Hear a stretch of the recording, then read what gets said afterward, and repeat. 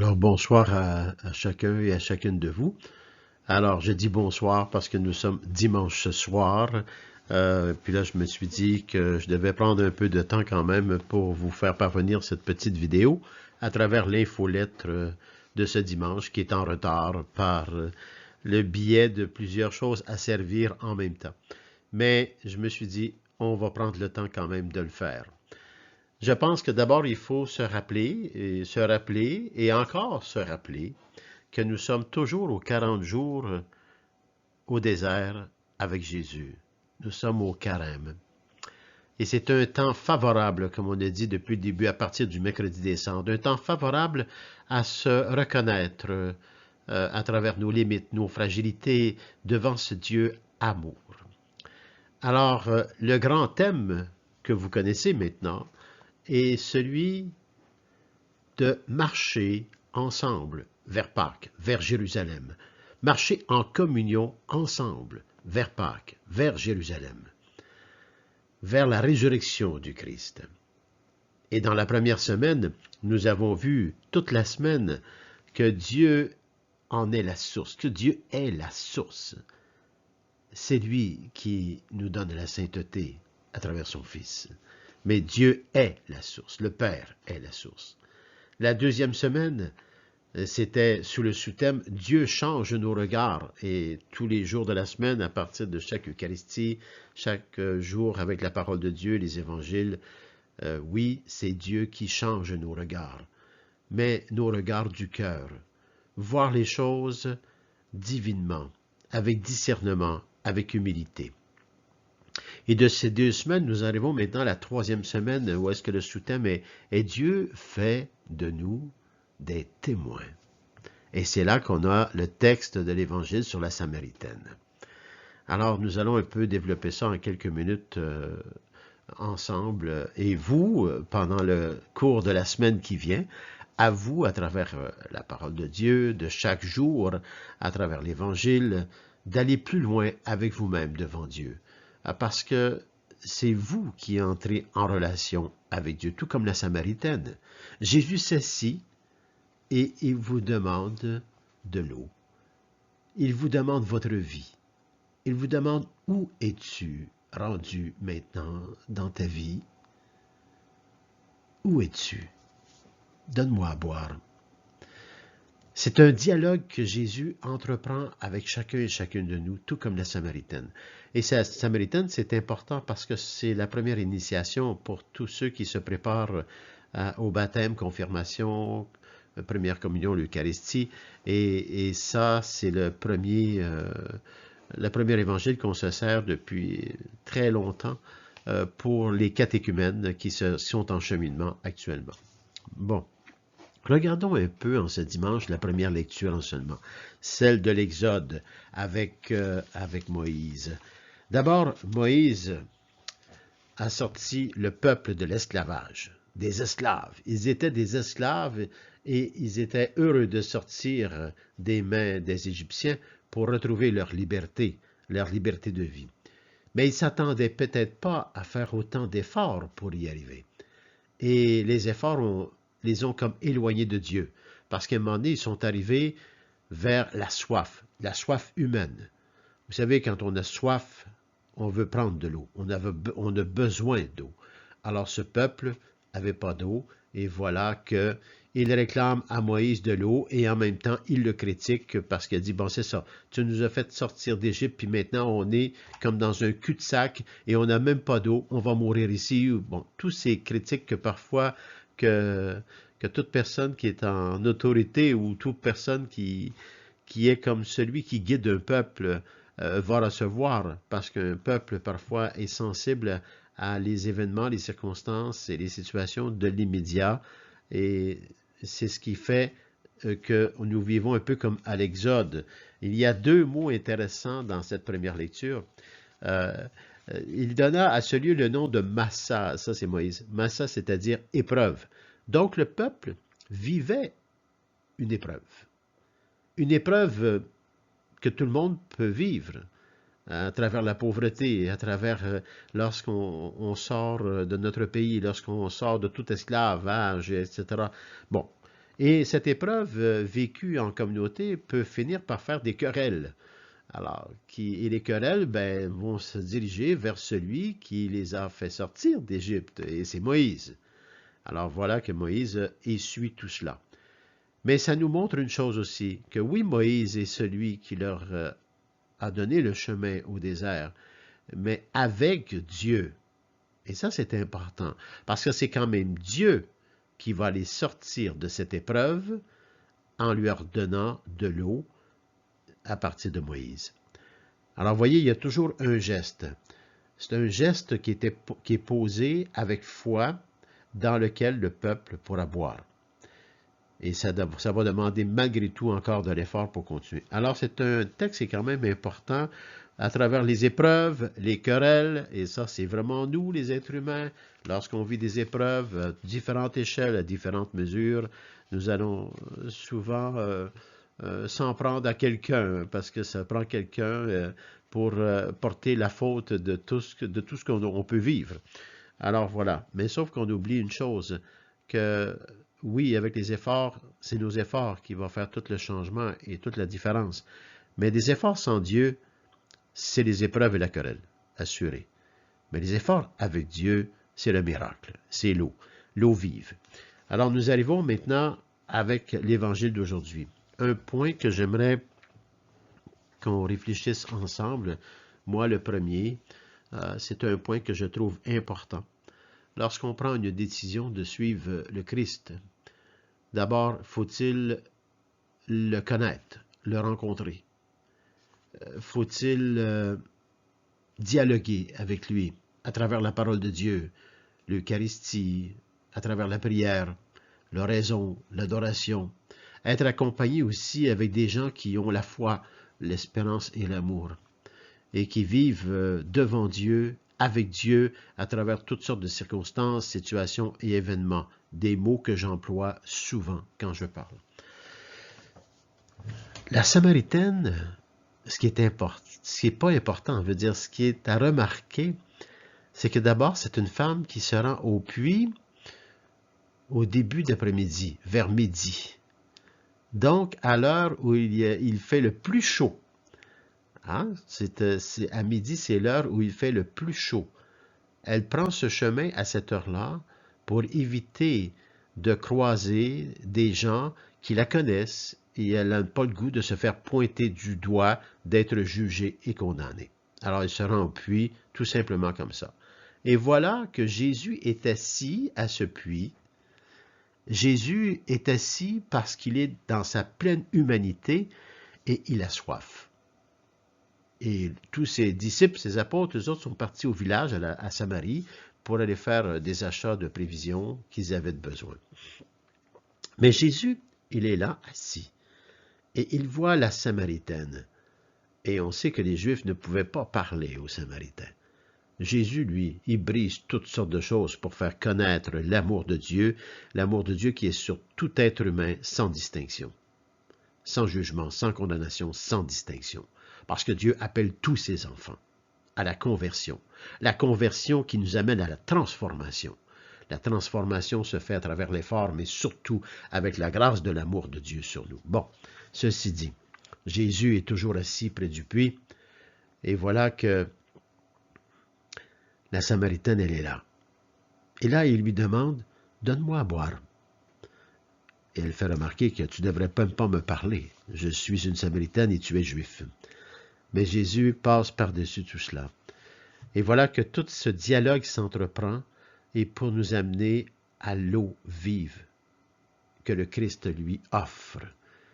Il dit, si tu savais à qui tu parles, si tu savais qui je suis, c'est toi qui me demanderais de l'eau. Parce que moi, je vais te donner de l'eau vive. Cette eau que tu boiras va t'enlever toute soif, tandis que celle que tu prends actuellement va toujours faire que tu vas revenir parce que ta soif ne sera jamais comblée. Et c'est ça qui est intéressant dans ce dialogue, parce qu'elle l'écoute. Et à un moment donné, Jésus lui dit qui il est. Je le suis. Je suis le Messie. Parce qu'elle lui avait parlé du Messie. Bon, je suis le Messie. Je suis celui que vous attendez. Et il lui dit ces 4 vérités de toute sa vie. Dans le fond, il est en train de lui faire prendre conscience, avec l'eau vive qu'il lui donne, l'eau vive divine, une eau qui ouvre le cœur et qui nous donne un discernement par-dessus tout discernement pour trouver un cœur libre et trouver vraiment et perdre tous nos esclavages, tous les soifs dans sa diversité qui parfois nous amène vers des chemins tordus. La Samaritaine, elle a eu des soifs dans sa vie probablement parce qu'elle avait 5 maris, comme Jésus lui disait.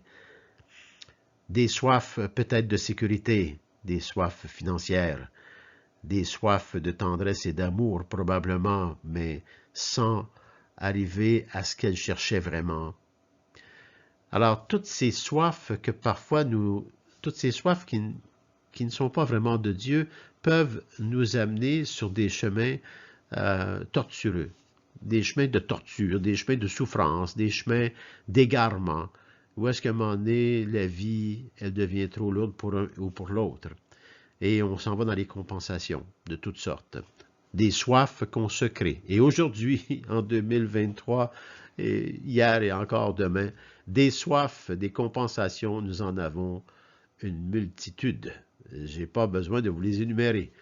Vous savez, si on s'en va vers la soif de l'argent, la soif de la sécurité, la soif de tout ce qui est terreux, de tout ce qui est sétal et qui n'est pas un mal en soi, mais juste vers cela, vers qu'on regarde juste ça sans Dieu, ah ben, c'est sûr qu'il nous manque l'eau vive, pour que l'eau que nous buvons à tous les jours, comme en tant qu'être humain, soit bonne et qu'elle nous désaltère vraiment, mais de remarquer que c'est Dieu qui sauve.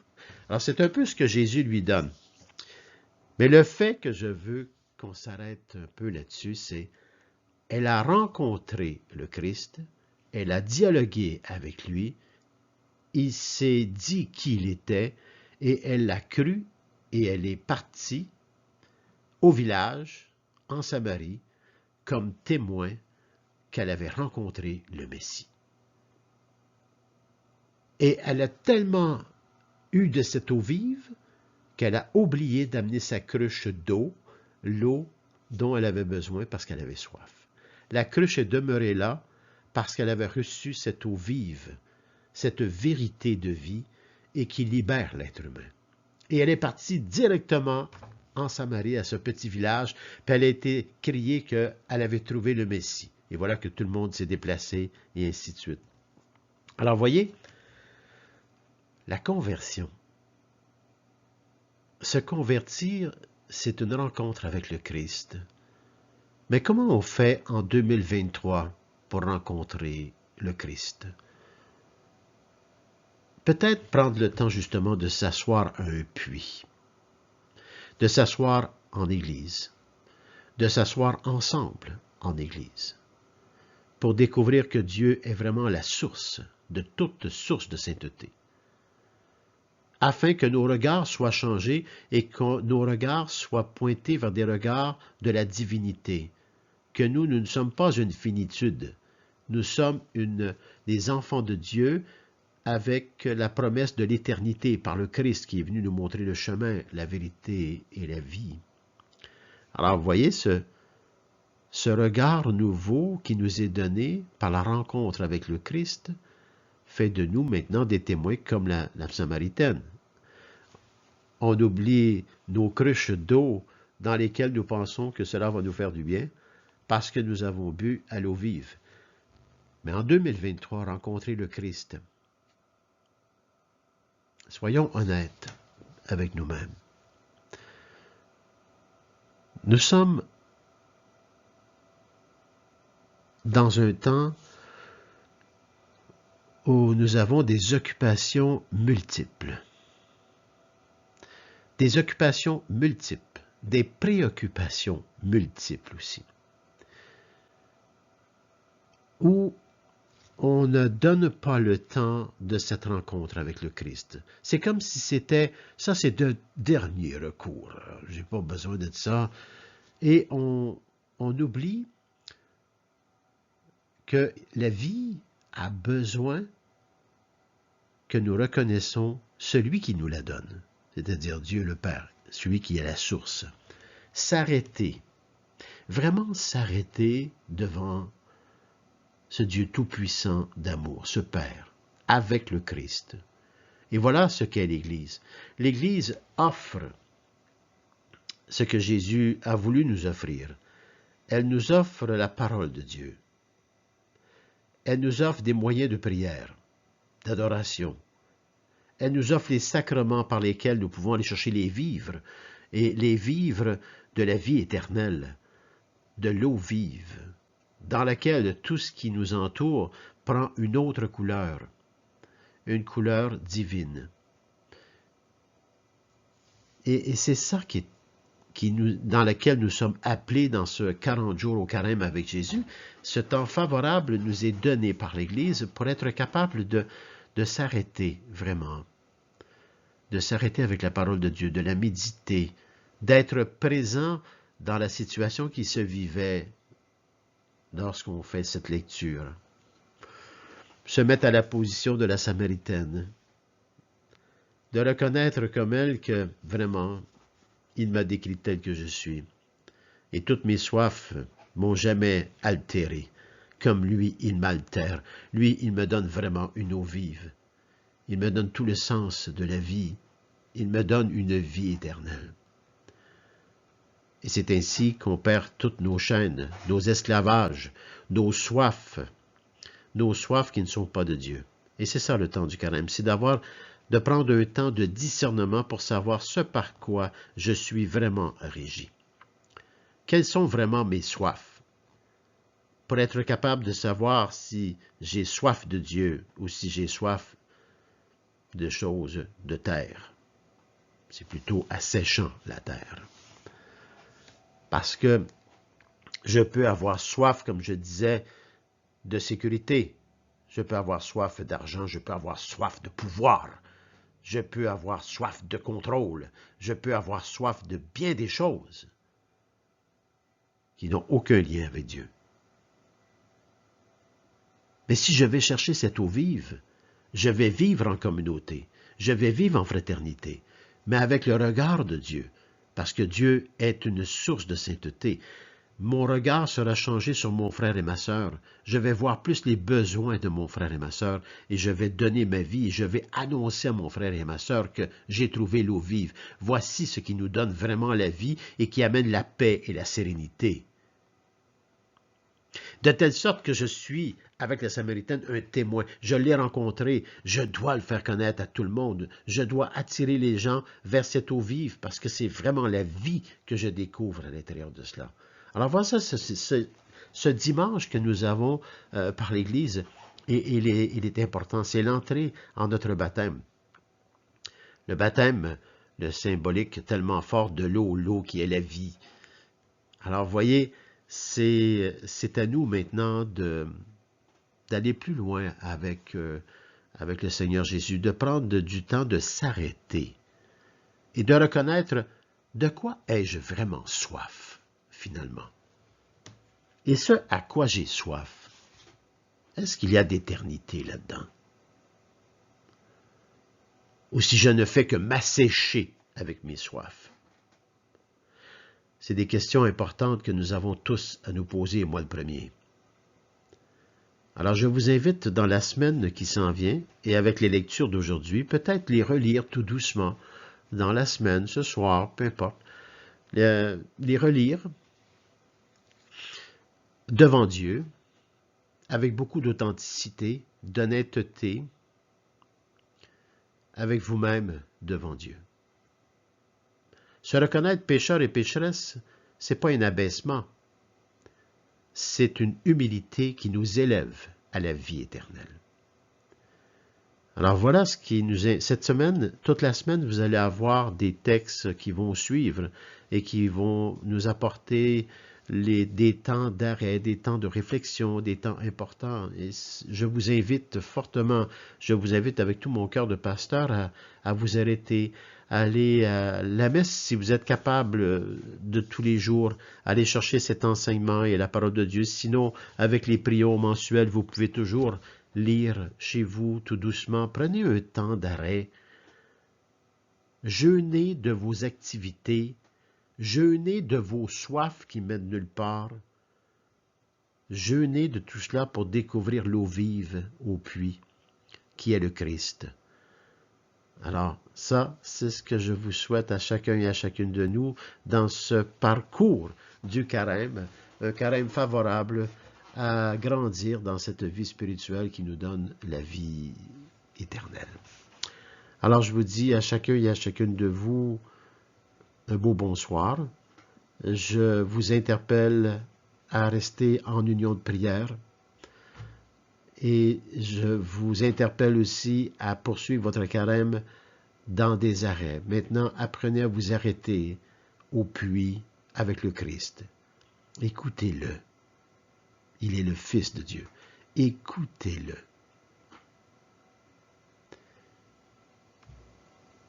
Et en Église, l'Église qui vous donne tous les outils dont nous avons besoin pour aller plus loin dans notre vie spirituelle, à vous de les prendre.